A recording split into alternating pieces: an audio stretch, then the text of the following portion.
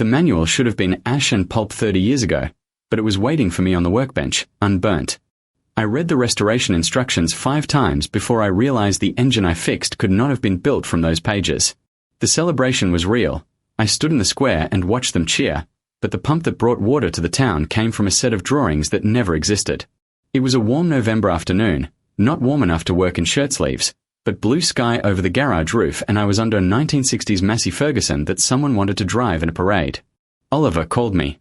I'd known Oliver for maybe 6 years, ever since he inherited his father George's place near Harlow. George had been a collector of old iron, but not the kind who polished it and put it in a showroom. The kind who left it in fields to weather in peace. When George died, Oliver got everything: the farmhouse, the outbuildings, the rusting inventory of a man who believed that if you kept something long enough it would either rot or become priceless. Oliver didn't know what he had. He'd call me sometimes to identify a flywheel or explain why a stationary engine had a second carburetor. I liked that about him. He was learning. So when he called that November and said he'd found something in the far paddock, I told him to send a picture. He didn't. He said, "You'll want to see it in person." I should have known then. The drive up the M11 took 40 minutes. The sun was already dropping behind the long shed roof when I pulled into the dirt track. Oliver was leaning against the barn, coffee in hand, wearing a jumper that had more holes than wool. He nodded at me and pointed toward a clump of hawthorn trees where the ground dipped.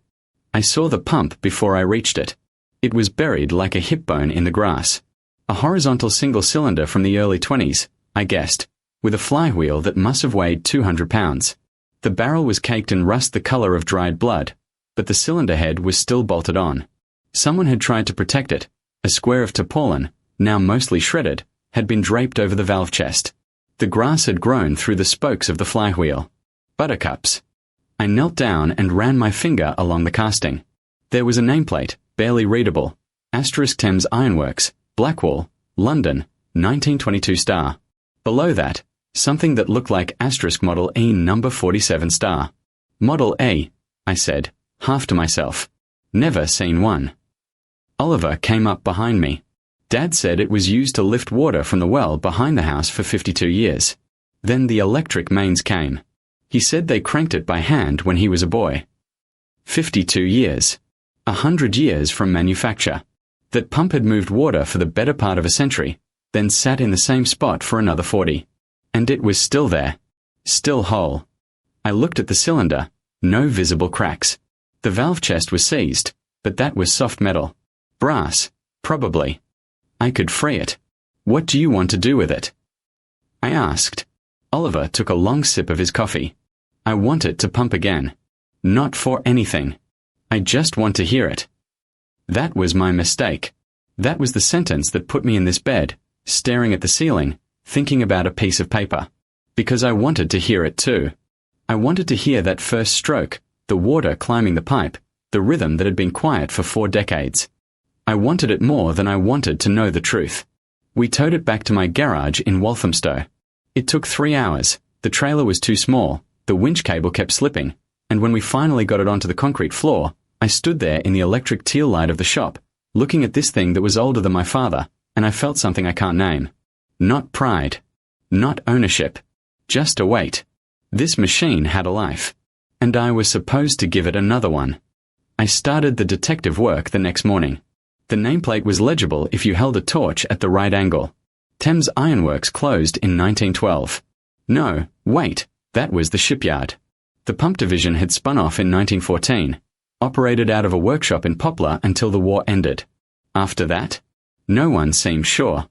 I called 3 industrial museums, 2 restoration forums, and 1 old man in greys who claimed his grandfather had worked there. He sent me a photograph of a notebook with a few sketches, but nothing about the Model E. That's when I started the search for original specifications. I told myself it was necessary. I needed the valve clearances, the packing gland dimensions, the exact thread pitch on the water outlet. Without the manual, I'd be building tolerances from guesswork. But that wasn't the whole truth. The whole truth was that I wanted the manual because it was the only connection left. I wanted to hold the same paper that someone in 1922 had held, to see the diagram they drew, to know what they thought was important enough to write down. I spent 2 months looking. I visited every second-hand bookshop within 50 miles. I went to auctions, house clearances, tractor shows. I talked to a woman in Stowmarket who had a pile of manuals from a defunct agricultural supplier, all from the 1960s, nothing older. I drove to an antique centre in Sudbury and spent 4 hours going through boxes of yellowed paper. Found a guide to a 1908 Hayward Tyler boiler, a handbook for a Lister D, and a faded pamphlet on the care of the Ransoms, Sims and Jeffries portable engine. No Thames Ironworks. The real mistake here is that I thought the manual would tell me what to do. I thought if I could just find the instructions, everything would line up. I'd know the exact torque, the exact gap, the exact shape of the part one needed. But manuals don't save you. They just tell you what someone else thought was universal. Machines don't care about universals. They care about the specific gap that has grown over 100 years of sitting in a field. I was in a junk shop on High Hill Ferry Road in Walthamstow. It was a Tuesday, grey rain, and I was there because my wife had told me she needed a cake tin and I'd forgotten to buy one 3 times in a row. The shop had a back room full of kitchenware, Pyrex dishes, rolling pins, a stack of enamel colanders. And on the bottom shelf, behind a box of cookbooks, I saw the corner of a manila folder. I pulled it out. It wasn't a folder. It was a cardboard binder, the kind that used to hold pattern books, with a tie string missing. On the front, in faded black ink, someone had written *Thames Ironworks, Model A, Operating and Maintenance Instruction Star. The paper was the colour of tea, and when I opened it, the binding made that sound, a dry, brittle crack that was also a kind of release. The first page had a diagram of the pump in cross-section, with numbered parts and a handwritten note in graphite. Check gland weekly. Don't over-tighten. The manual wasn't just instructions. It was a confession. I stood in that junk shop, rain on the window, the cake tin forgotten in my other hand, and I felt like I'd found a message in a bottle. I paid £5 for it. The woman at the counter, an old woman with electric teal reading glasses, looked at it and said, "That's going to be useful, is it?" I told her it was the most useful thing I'd paid £5 for in a decade. She smiled like she'd heard that before. I didn't open it again until I got back to the garage. I was alone, the pump in pieces on the bench, and I laid the manual flat under the fluorescent light. The first page told me the valve lift and the recommended oil grade, straight 30 weight, no detergent. The second page had an exploded view of the piston assembly, and that's where I saw it. The part one couldn't find. The valve seat insert. It was listed as a separate component, not integral to the cylinder head. I'd been assuming it was machined into the casting, but the manual showed it as a brass ring, replaceable, with a specific outer diameter and a set screw locked from side. I had been trying to source a whole new cylinder head. The part one needed was a piece of brass that weighed maybe 3 ounces. You see, that's the thing about old manuals. They don't just tell you how. They tell you what is possible. I turned the page. Have you ever turned a page in an old manual and realized the part you needed was something small, like a 3-ounce piece of brass, that changed everything about what you thought was possible? There were notes from a previous owner, someone named D.H. Martin, written in blue ink in the margin. If the pump runs rough at idle, check the suction line for air. I have found that the gland nut will loosen after 200 hours of continuous operation. It is advisable to retorque after the first day's run. Don't use a steel wrench. Use brass. I read that and laughed. Not because it was funny, but because the alternative was something else. That man, D.H. Martin, had written those words maybe 90 years ago. He had owned the same pump. He had fought the same gland nut. And he had wanted someone, whoever came after, to know. I didn't know it yet, but this was the moment the anomaly became undeniable. Because I had the manual, but it didn't match the pump. Not exactly. The valve seat insert on the diagram had 3 set screws. The pump on my bench had 2. I looked again. 2 holes, 1 blank. I checked the cylinder head casting. There was a filled-in hole, barely visible beneath the crud, where a 3rd set screw had been drilled and later plugged. Someone had modified it. The manual was original, but the pump had been altered at some point, maybe in the 1930s, maybe in the 1950s, maybe by D.H. Martin himself when a replacement part came from a different batch. And that meant I had a choice. I could restore the pump to the manual specification, drill out the plug, fit a 3rd set screw, make it exactly as the 1922 drawing showed. Or I could restore it as it actually existed, with the modification, the 2 holes, the history of a repair that had become a design. I chose both. That was my mistake. I chose both. I made the new valve seat insert on my lathe. I used brass, because D.H. Martin had said to. I drilled the third set screw hole. I made the pump right by the book. And while I was doing that, Oliver called every other day, anxious, excited, wanting to know when he could hear it run. I told him I was still working on the valve. I didn't tell him about the anomaly. The restoration took 7 weeks. Every evening, after my regular work, I'd go out to the garage and spend another hour on that pump. I rebushed the connecting rod. I dressed the piston rings, scavenged from an old compressor, filed to fit. I made a new packing gland from a block of Teflon-impregnated cotton that had been sitting in a drawer for 15 years. I cleaned the bore with a hone and kerosene. I painted the flywheel, not red, not blue, but that deep orange that Thames Ironworks had used in the 20s. I looked it up. The exact shade was called Phoenix Orange. I mixed it myself from 2 tins I had on the shelf. When I applied it, the color turned brilliant under the electric teal light of the shop, not glowing but steady, like a warning. The day of the first start was a Saturday. Oliver came down with his wife, Jessica, and a few neighbors who remembered the pump from when George had kept the well open. We carried it outside onto the concrete apron behind the garage.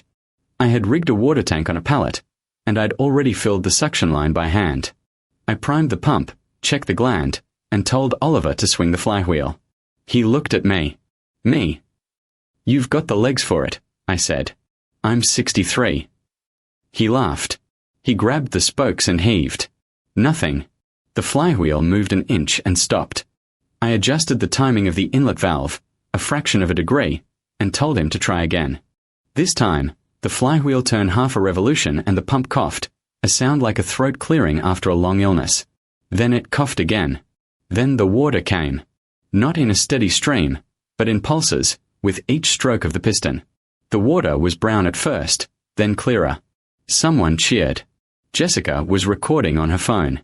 Oliver was grinning, still holding the flywheel, and I stood back and watched water spill over the concrete, running into the gutter, and I felt something that I can only describe as an emptiness. Because I hadn't told him about the set screw.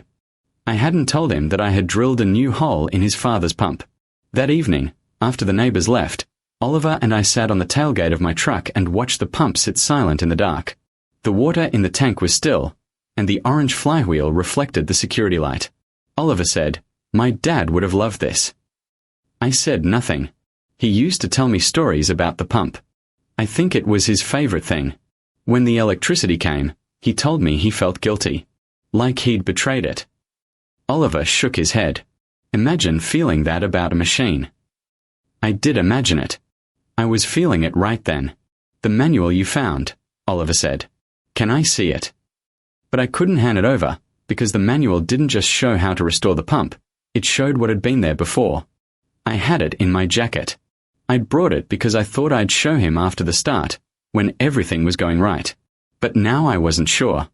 I handed it to him. He opened it under the light. He turned the pages slowly, reading the notes in the margin. Should the narrator have told Oliver the truth about the manual immediately, or was withholding it the right call? H. Martin, he said. That must have been the previous owner. Dad bought it from a farm in Kent in the 70s. He was quiet for a long time. Then he stopped at the last page. There was a loose sheet inside, a shipping list from the Thames Ironworks Parts Department, dated 1929. And on that list, beside the part number for the valve seat insert, was another number. A casting batch number. I had noticed it before, but I hadn't fully understood. I looked at the pump, at the 2 holes. I looked at the manual, at the casting batch number, and I realized the pump on the bench was a Model E, but not from the first production run. It had been made after the design change. The 2-hole cylinder head was original. The manual I had, the one with the 3-hole diagram, was for an earlier batch. The 3rd hole had been deleted in later production. I had drilled a hole that should not have been there. I had restored the pump to a specification it had never had. Oliver saw my face. "What is it?" I told him.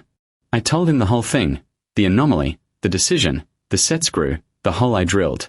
I told him that the pump had been perfectly original when we found it, and now it wasn't. I told him I had made it less original by making it more correct. He didn't say anything. He just looked at the manual, then at the pump, then back at me. Finally he said, "Does it pump water?" "Yes." "Then it's better than it was." But his voice was flat. He was being kind, and that was worse than if he'd been angry. Because I knew what I had done. I had taken a machine that had survived for 100 years with its own story, and I had rewritten it. I had chosen the manual over the reality. I had trusted the paper more than the iron. The pump runs. It's been running for 4 months now. Oliver uses it to water his vegetable patch in summer. The village had a celebration, a small one, with tea and a plaque someone made. They called it the return of the pump.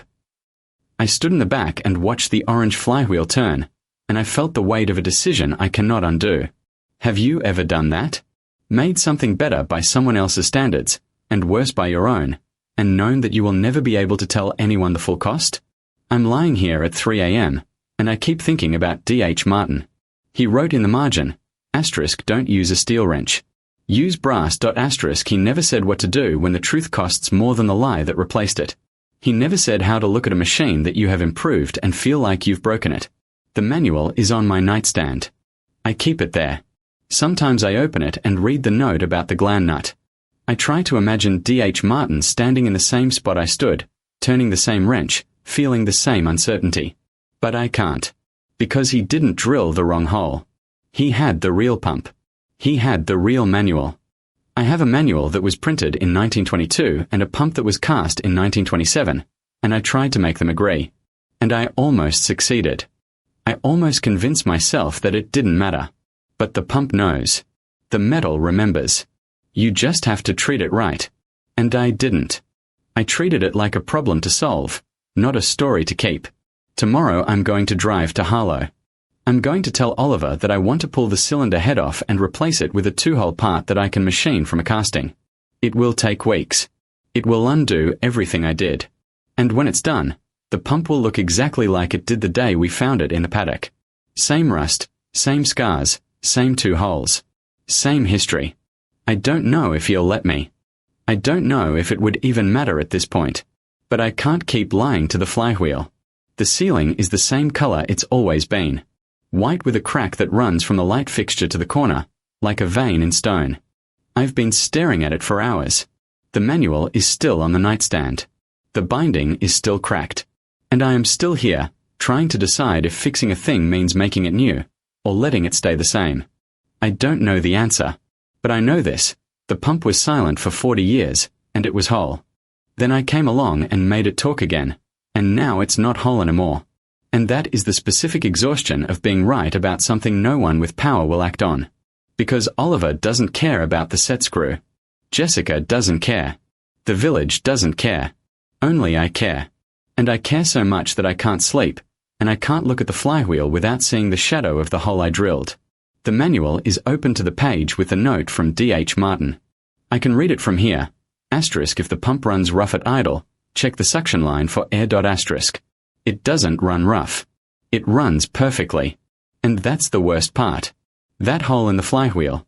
Would you have left it or tried to fix it? If that ache of caring too much about something no one else sees hit you, that's the like button. If you've ever been haunted by a thing you restored that wasn't yours to change, this is your channel.